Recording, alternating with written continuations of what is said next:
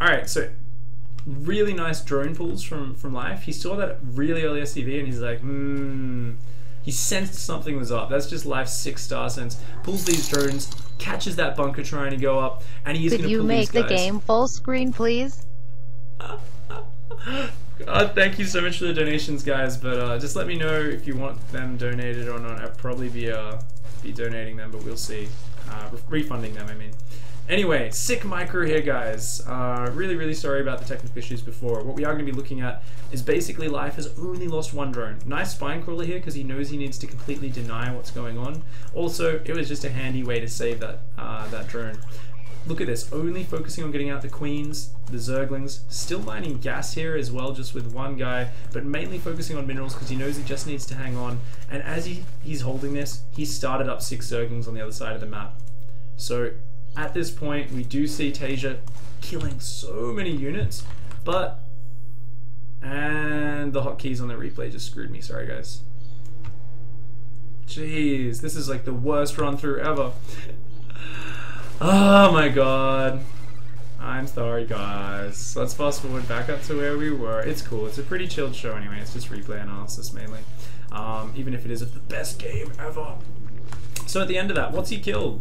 He has killed 206 resources, so he's only killed 2 drones and a couple of zerglings. Meanwhile, these 6 zerglings, Life only started these once he was safe at home. Once he had his queens and his zerglings out, he found the time, the APM, and the money to build these zerglings, and focusing the factory rather than going for the SCVs, because those SCVs could just hide in that pocket. They could buy time for the Reapers to come home. So Life getting the guaranteed damage, knowing if he can shut down Hellions or siege tanks coming out, that's going to make his position much more powerful. And so delaying that has really worked out for him here. Killing 4 SCVs as well puts him in a very nice position. We do see he's running these extra zerglings up across the map, and behind this he's found the time to put back on gas, start ling speed, pull off gas. He's still let that spine crawler finish. He's at 16 drones, so he has rebuilt just 1 or 2 drones during that.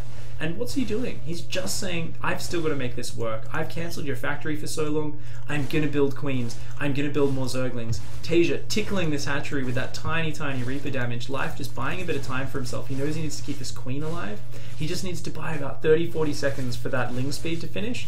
So in this time, he's just got to micro back and forth, and he even manages to kill a Reaper. Meanwhile, Taeja kind of panicking a little bit here, miss-macroing quite a lot, floating a lot of minerals, throwing down another barracks now, and this Overlord moving into prime position so that Life can get up there. So you'll notice Life is really focused on securing this area. Now he's got his spine down, now his second queen's about to pop. He's got about 16 zerglings. We're going to see him go back to macro back home. This endless micro battle, well, he's still macroing it perfectly because he's Life. But if he was a lower level player, he would have pulled those lings back a little bit, and we notice the hatchery goes down. We're building drones again, building lots and lots of drones because he knows he's got enough to control this space. And the mission here is never to kill with this build. It's all about creeping everywhere here and then spreading creep down here, spreading creep backwards, and just creating this huge delay on their natural while the Zerg goes up to 3 base, while the Zerg macros up at home. And what you're always accepting is they're going to have a tech advantage. They're normally going to have siege tanks or banshees or something like that out, but you're going to be able to secure a big economy advantage and really delay that extra mining, which they do need so badly. So here we see the command center just starting for Taeja. Life, at this point, he says, you know what, I've secured the area. So this is a really good decision for him to send his zerglings home. He's got creep spreading in every direction. He's just going, this is a beautiful position for Life. Like, you cannot understate, you cannot overstate how good his situation is here. The tank moving in to start killing this hatchery, that doesn't really matter at this point. Life saying, well, he could do a tank push on my back rocks, plus I want to take this as my 4th later. So he's just droning up like crazy here. We do see, sure, 27 drones, 24 SCVs, doesn't seem like a lot, but guess what, there's only 1 mule dropping. This command center isn't even finished. This natural is going to be delayed forever. But Taeja going for a ballsy move here, using his 2 barracks to just build 8 marines, and boosting a medevac out here. And Life isn't even thinking about that just yet. He doesn't even think that's a possibility. He thinks, I've damaged him enough, I've held him in, and he doesn't have any scouting on the map. He thinks, I've got you contained, you can't be sending anything. This is actually the key mistake from Life's point of view. He doesn't really need to be using these zerglings for anything, and with full vision on the right-hand side of the base, if we look at this, he can see everything. Just a couple zerglings up here would see everything. And we see Life now realizing that. He sends 2 zerglings up there, 1 onto the right-hand side watchtower, but the drop is already in his main mineral line. And when he's been only building drones and these Marines have a medevac healing them, they have this beautiful position, and Taeja picking up the Marines from the front and dropping them behind the rest of the Marines. Disgustingly good micro from Taeja. All the Zerglings go down. You've still got 5 medevacs there, getting healed. They're just gonna chew through these drones. It's not just the drones lost, it's the mining time, it's the Zerglings, it's the Queen. This is Taeja's comeback move in this game. He was looking dead in the ground, but at this point he is killing 8 drones, 9 drones. And if we look at the work count after that, Taeja's actually up in SCVs. And that's kind of a massive turnaround. Now Life's looking like he's in a lot of trouble. He's got his 3rd almost finished, but he doesn't have any drones in his main base. Only 12, no gas mining. All he can do at this point is build drones. So what we see there is something that we need to remind ourselves. If you're ever going for this proxy hatch contain, you need to remember to get out a few Zerglings on the edges of the map. Couple Zerglings out here. If he had those out there 1 minute earlier, he sees that coming. He builds a few more lings, maybe morphs a Baneling or 2. He does have a Baneling nest, and he easily defends that and is in a really big lead. But now he's kind of denying all this. He's just kind of like, oh, hold on, hold on. But Taeja, knowing that he was too far behind, knowing he's never going to be able to catch up with these tumors and catch up to the active ones, he gets the Raven. He knows that he just can't afford to be wasting scans. He's only got 2 orbitals. He can't afford to be dropping scans to clear all this creep. It just won't work. So now pushing out with the Marine Hellion, siege tank covering, does clean up those Zerglings very cost efficiently. Life's attempt to contain this area does fall off. Luckily the creep is still going to deny that for a while. But in the meantime, Life is just going to frantically spread creep backwards as far as he can, but it's not going to make a difference with a Raven out there. And he's just going to be focusing on droning. He's starting his lair back home. He's got his double Evo chambers started. He'll be able to start his upgrade soon. So just going to the standard 3-base macro style, but he's going into it a little bit behind. This Raven's going to be very useful later on.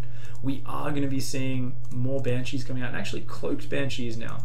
Interestingly enough, Life, realizing that Raven's out, he's saying to himself, you know what, I know you've got a lot of tech, but you don't have a lot of economy. You've got to leverage your tech to try and slow me down.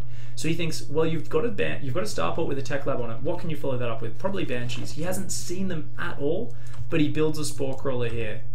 He builds a Spore Crawler in the main. He builds a Spore Crawler in the 3rd, just playing that very, very safe.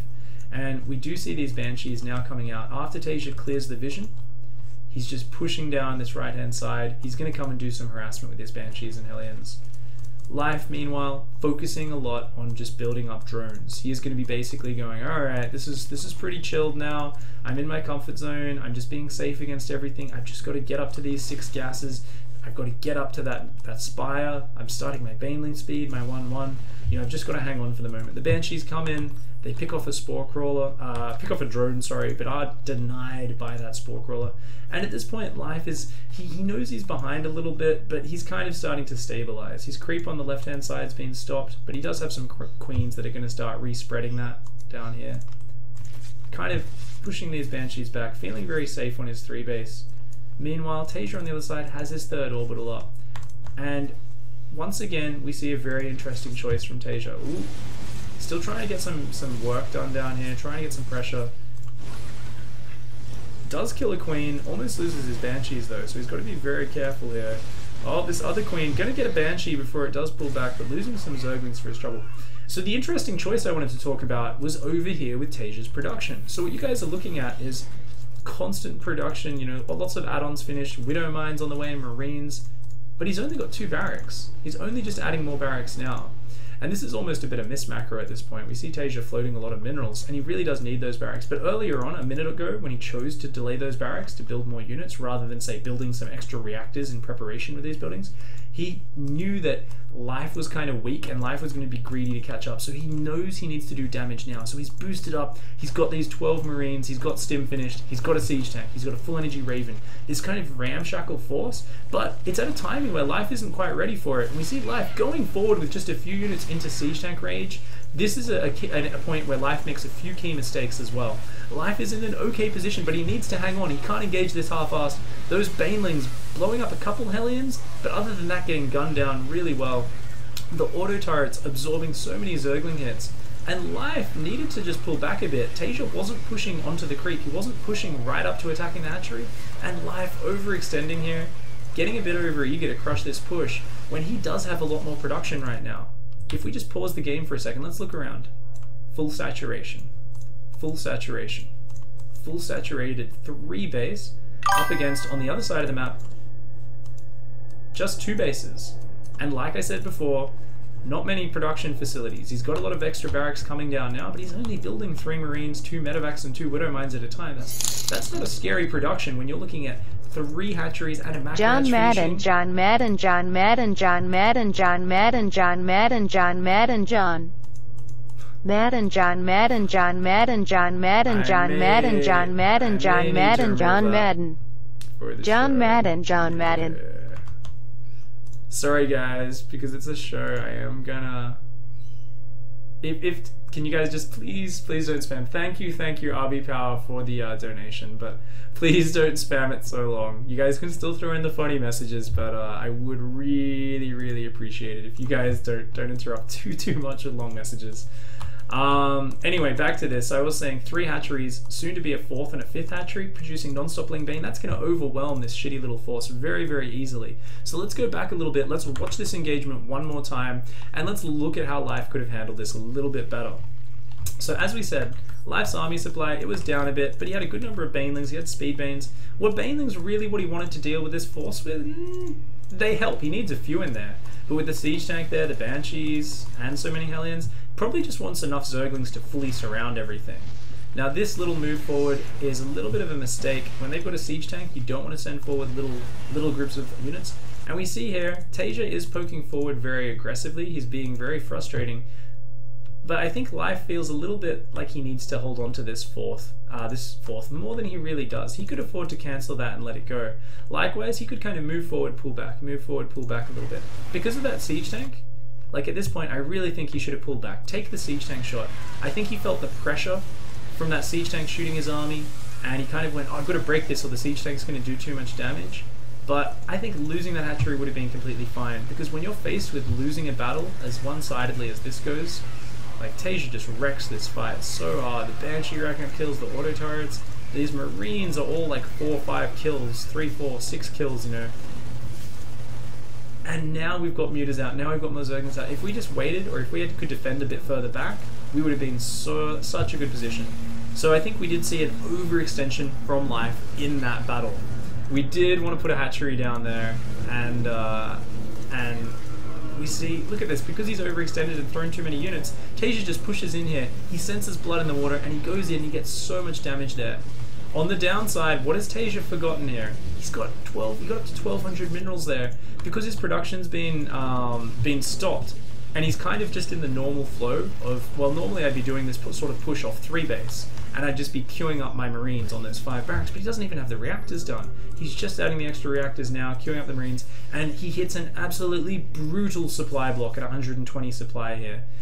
We can see so many resources piling up, so now he's dropping the 2nd factory, now he's getting his 6th, 7th, 8th barracks, realizing, oh gosh, I've mismacroed. And what else has he forgotten, guys? His 1-1 finished about a minute ago. Let's bring it up in my notes, actually. I wrote down exactly when his 1-1 finished. So this is a good example of Taeja actually kind of tried to do a little bit too much at once.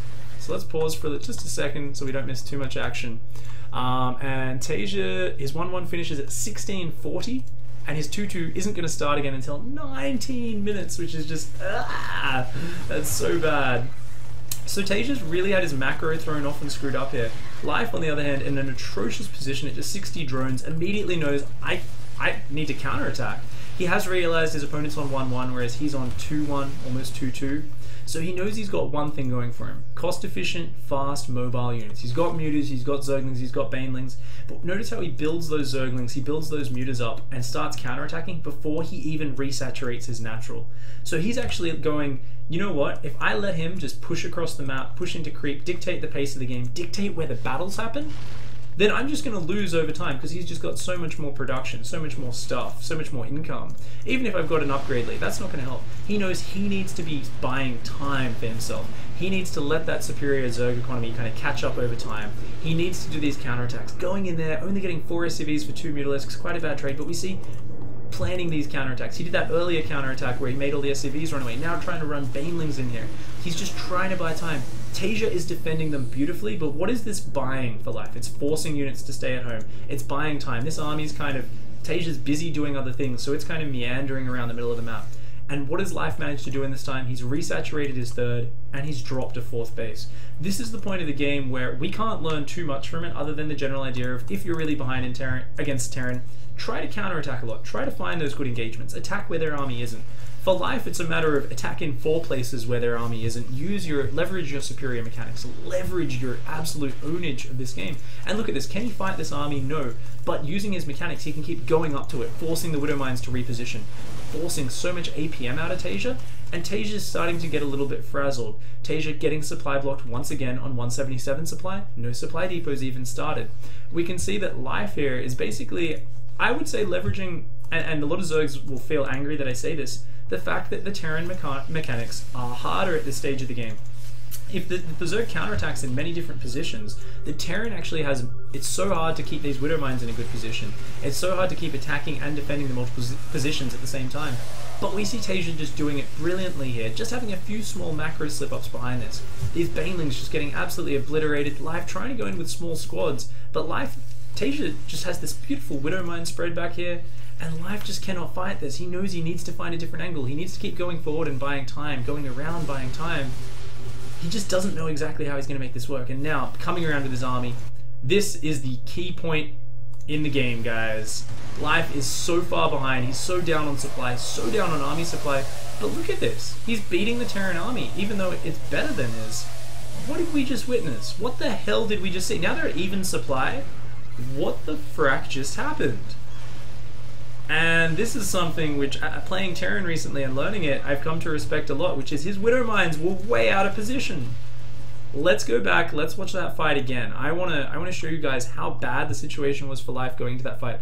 Because Taeja deflected those counterattacks at his third, deflected the mutas multiple times so easily, Taeja, look at this 30 supply lead.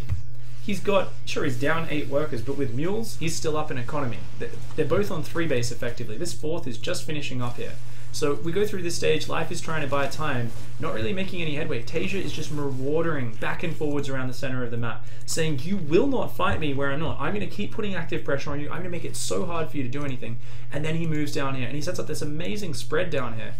But he then abandons the Widow Mines, which is a big mistake. He kind of makes a knee-jerk reaction. So we see these little skirmishes that we already looked at. Yeah, a couple Banelings kill a couple Marines. Generally good trades for Taeja. And Life comes in again with a big ball of Banelings, pulls back seeing the Widow Mines, and Life is going, shit, shit, shit, I cannot fight this. There's Marauders, there's Thors, there's Widow Mines, and this is the point where Life starts to run around the other side. So let's look at some figures. Army supply, Taeja's up 30 army supply. Now is it all here? Pretty much. Obviously some's in production, there's a few units rallied around the main, but the vast majority of it is down here. It's definitely bigger than Life's army. What else are we looking at? 22 Mutalisks. Mutalisks kind of bad at fighting head-on, and they've only got +1 attack. On the other hand, 2-2 is not yet finished for Taeja. Life knows this is his time to try and get a fight, but to just attack into that spread is absolute chaos. So he's going to go counterattack here, probably have to abandon the 4th, or maybe intercept some reinforcements. He's got to find something. But what we see is Taeja's Widow Mine spread is concentrated down here.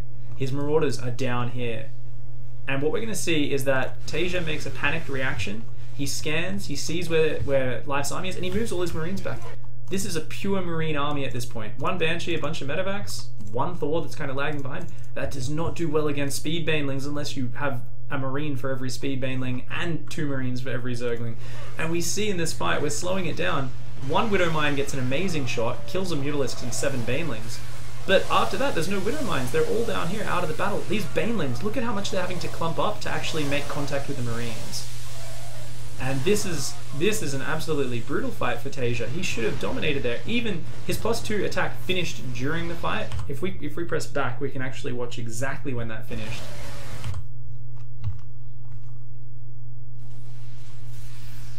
So the first 5 seconds of the battle, he actually didn't have it. So once again, beautiful timing for Life, kind of lucky timing. He had no idea how long he had left. But look at the damage on these Marines. They gun the Banelings down so fast that the Banelings can't straggle in all spread out. The Banelings want to be spread out against Widow Mines. But against Marines, they want to be clumped up. So if you have those Marines standing on top of those Widow Mines, if the Banelings and Lings come in spread out, the Marines gun them down. The Widow Mines don't even need to fire. and then the Lingbane has to clump up to actually overwhelm the Marines, and that's the point where the Widow Mines get the amazing shots. That's the point where the Marines start stutter stepping backwards. Doing it in the open ground like that, Taeja made a catastrophic error, and that's really brought life back into this game. Now before we say, oh, I guess Taeja's dead now, he just threw the game, absolutely not. Let's remember, life only has 68 drones. He's kept his 4th alive, which is so vital. But, I mean, this is just drones main-arted from his main at this point. He's still on a 3-base economy. If we look at the income tab, yes, he is out-mining Taeja right now, but Taeja's landing a 4th base.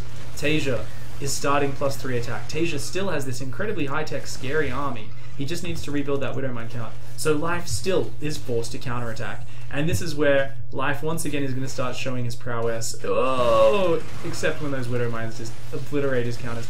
Still, a lot of these counters get shut down, but Life never gives up. What you'll notice is that Life, he's not perfect at controlling them and pulling them back at the right times. He's doing a lot of different things at once. But he keeps trying, and he keeps forcing so many reactions out of Taeja that Taeja starts making macro mistakes, and Taeja starts making positioning mistakes, like right there.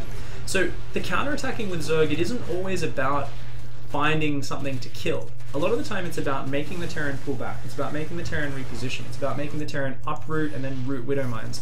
These very taxing mechanical things which Terran players really struggle to keep doing. Even a player like Taeja, he responded to 3 or 4 counterattacks in perfect order. And then it was the flank coming to intercept his reinforcements, which he kind of got too excited and ran into it. Because he was just being forced to play at a speed higher than he really wanted to. He wasn't able to sit there and think about his decisions as much. We see Life still throwing in these little counterattacks, just constantly trying to do this, and not building a single drone, knowing that Mutiling Bane 2-2 is his story. This is his life in this game. We see him coming up here. Taeja once again reacts. He pulls the SCVs away, loses 1 SCV for 4 Banelings. Taeja is so on point this game, but Life never gives up. He never stops trying for it. And this is the point. If you're really, really good at being dogged and constantly trying things against a Terran, they're always going to slip up eventually. And that's what I love so much about this game. I think, you know, starting with an 888, going into proxy versus proxy hatch, going into this back and forth game where they've kind of traded blows, it just shows why ZvT is the best matchup, and it shows why these two players are the best players in the world.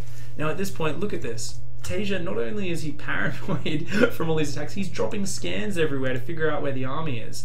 And he's actually missed that army going up there, I believe. Let's check back. Let's see. Did he see that army? So he scanned the main. He's going, oh, okay, there's no hive. I don't need to be worried about that. His Marine just saw some mutas up here.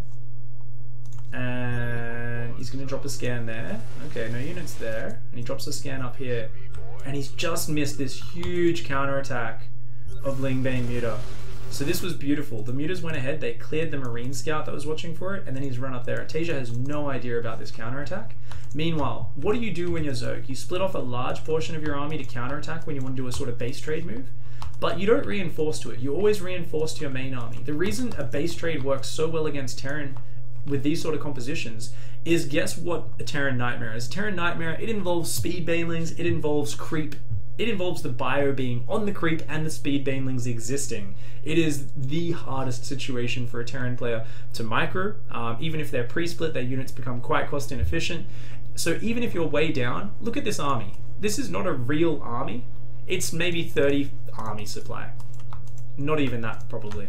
It's, you know, it's a lot of money in Banelings, but it can't really do that much. All it can do, though, is slow down the Terran push. If you think about, okay, in ZvP when there's a base trade, the mutas usually win because they're faster than the Gateway army. Well, in this force, the Stim army is just as fast as the Mutalisk force, except every Stim it uses damages it, and each time it moves on creep, it needs to be shitting its pants. It needs to edge on there so slowly. So the Terran never really has the same option to just YOLO in the same way the Zerg does. So Life here, finding this opening to counterattack, sending in small squads of Banelings. See, he's forcing the Marines to split backwards. Meanwhile, his army just YOLOs in the front door. He's got so many forces here, so many Banelings coming in, and Taeja immediately recognizing, I can't win this. If I have to push all the way to his main on creep, I'm not going to win. So he snipes the 4th, immediately starts running home. Life goes for the production though. This is how you beat a Terran. You get on top of that production, knocks down that depot, splits Zerglings into the natural, splits Zerglings and Banelings into the 3rd, and he's just trying to do as much damage as possible before this Terran army gets home. Realizing the Terran's pulled home, he's already moving his defensive army, his reinforcements, up onto the map, and we see these Zerglings getting some damage done. So many mutas So many SCVs killed already, 42, and catching all these SCVs that got hit by a Baneling. At the same time, Baneling's running into the front base. Even though he can't kill the planetary, he has just killed every single SCV in every single one of Taeja's bases. 53 SCVs. Taeja has 6 SCVs left. What does Life have though? Life is still in trouble. A lot of people would look at this and say, well, it's GG. He's pulled the Terran home. He's done massive eco damage. Terran can't do anything from here. Let's remember, Natural's mining out for Zerg. Third is mining low. Luckily for Life, he took these bases so late because of the crazy crap going on early in the game that they still have enough minerals that he's still mining 1400 minerals a minute. But in about 1 minute time, he's going to lose half of that. So he's just starting a 4th base now. And at this point, you got to say to yourself, well, he's up 25 supply. Terran just lost all his workers. Zerg's winning, right? Let's look at that army supply tab for a moment. Terran is still up 40 army supply. And it's not just that it's being up in army supply. Let's take a look at some upgrades. +3, +2 against just 1-0 Mutas and 2-2 Ling Bane.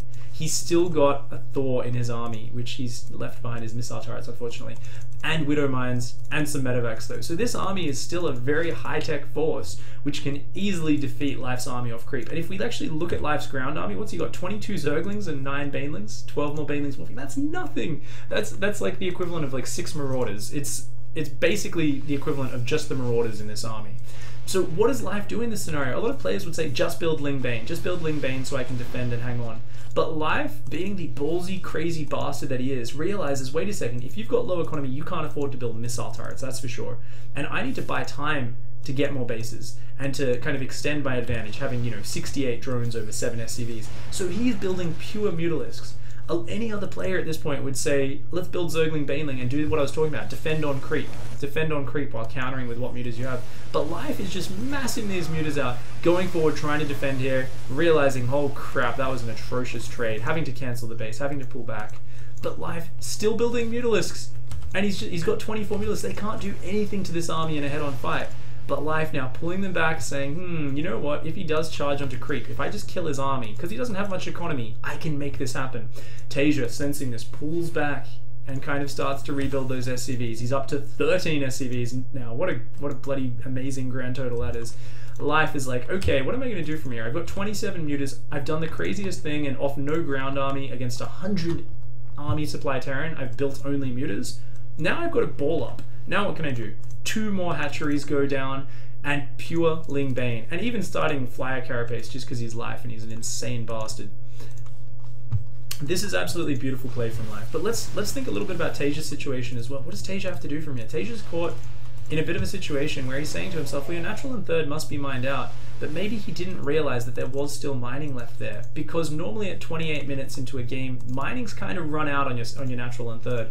So maybe Taeja thought defending here, Life would have a bit less minerals to work with than he really did. Life, taking these aggressive trades, loses 2 mutas there, only getting a few SCVs, but there's always an opening. Terran can't cover everything in these low economy games, and this is where mutas are going to start to pay off. You know, does Terran just sit there and defend? He's got to run around in circles, he's losing production. These mutas are really kind of damaging the Terran, taking good trades, and slowly getting a very good idea of where the Terran player's at. Meanwhile, Taeja's very blind right now, starting to send a drop out on the map, starting to maraud around up a little bit more.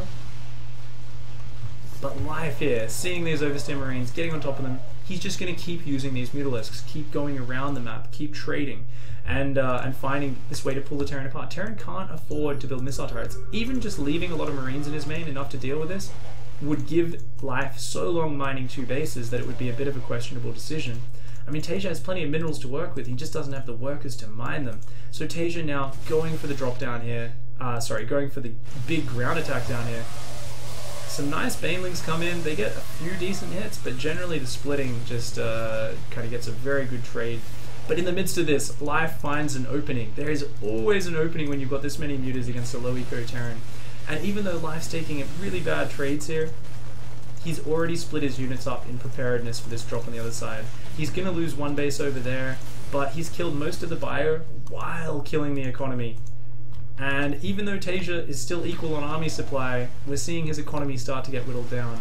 He's even just losing trades to these mutas. These mutas getting even a little bit too over-aggressive here at points, but Life always takes the chances, and after losing a few mutas badly, like losing a few Zerglings badly, he always finds that opening eventually. And you've got to remember that as Taeja, maybe he had an opening to kill Life at some point here. He probably did, to be honest, if he just YOLO'd into his base.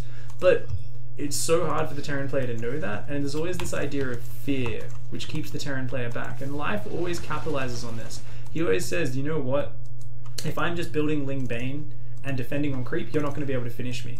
So you're not going to take the risk. Taeja's a very safe player, and Life just says to himself, so I'm going to build pure mutas. I'm going to play completely greedy, completely risky, run circles around you with this mass mutalisk, and use that to secure some more economy, to secure more Ling Bane. And we see now, Life's kind of lost a lot of mutas, but he's still rebuilt them, and he's still going for the counterattacks, going to come in, try and wipe out this economy here. Meanwhile, this big push coming in the front, and Life, once again, trying to buy time. Running in small squads of Ling Baneling, this is Life's trademark way of buying time. His mutas, meanwhile, killing the missile turrets, killing the Thor, and if he can just hold on back here, Taeja, Taeja has a timer on him. He needs to get something done. He pushes in. The Ling Bane is just overwhelming it. The mutas are killing the last new, fresh command center mining at home, and this drop coming in the top, but these Ling Bane's going to come in, and Taeja just has to tap out. GG. Absolutely friggin' amazing game right there. Seriously, definitely should be called the game of the year. I don't think anything can even contest that. Absolutely sick game. This time I'm going to remember to change my scene back and forth, guys. So some of the key points in that game were obviously Life just being very good at focusing on his early game defense, even though having a very late spawning pool against that 888, having just sick micro, and then not really committing to his counter aggression until after he defended at home. It allowed him to get into a very, very nice position in that game. It made it very, very clean.